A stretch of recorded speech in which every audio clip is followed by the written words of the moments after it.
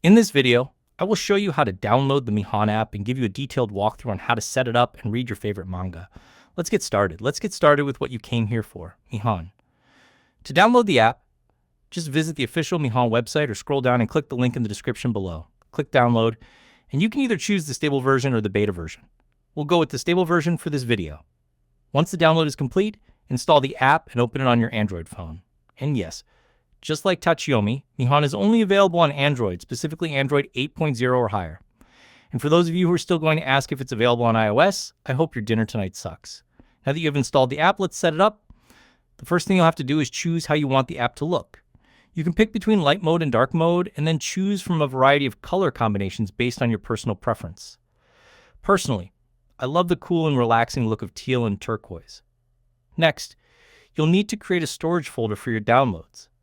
Just click Select Folder, and you can either choose an existing folder or create a new one. For this tutorial, let's create a new folder and call it Mihon Downloads. Once you've created the folder, press OK, select Use this folder, and allow Mihon to access it. The next step is to grant the required permission so you can install source extensions later. Source extensions are basically connectors that allow Mihon to access compatible manga sources. Some examples include different manga websites and services. This step is important because, without a configured source, you won't be able to browse and read manga through the app. And after completing that initial setup, we can finally get started for real. But before we get to the good stuff, there's one more thing we need to configure. Go to More, then Settings, and then Open Browse. Here, you'll see an option called Extension Stores. As you can see, we currently don't have any repositories or repos for short. Remember what I talked about earlier regarding Tachiyomi shutting down and the issues surrounding third-party source extensions? This is related to that change. In the original Tachiyomi setup, many source extensions were handled directly through the application. In Mihon, repositories can be configured separately so that users can manage their extensions. So how do you set up this feature? Don't worry, I've got you. You can use a trusted repository source from the Mihon community or follow the repository instructions provided by the extension developers. If you're using a repository from a GitHub project, open its setup guide and follow the instructions for adding the repository to Mihon. In some cases, you can simply select Add Store and confirm it in the app. You can also add a repository manually if the guide provides a repository URL.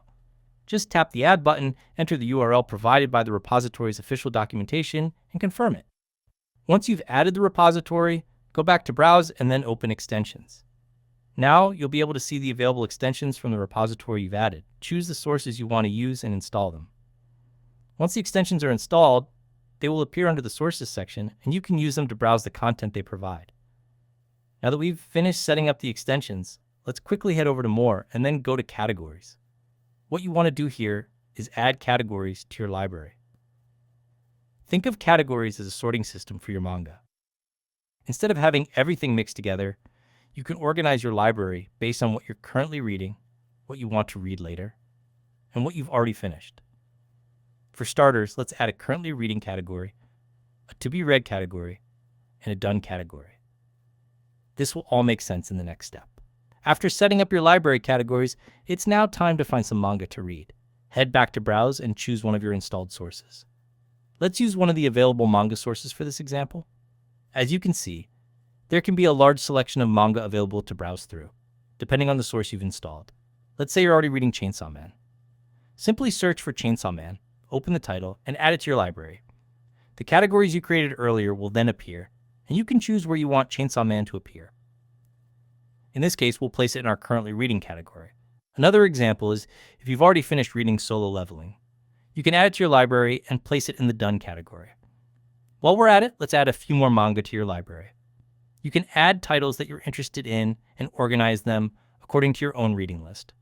For example, you could add Berserk if you're into dark fantasy manga. Kingdom is another great choice if you enjoy historical stories and large-scale battles.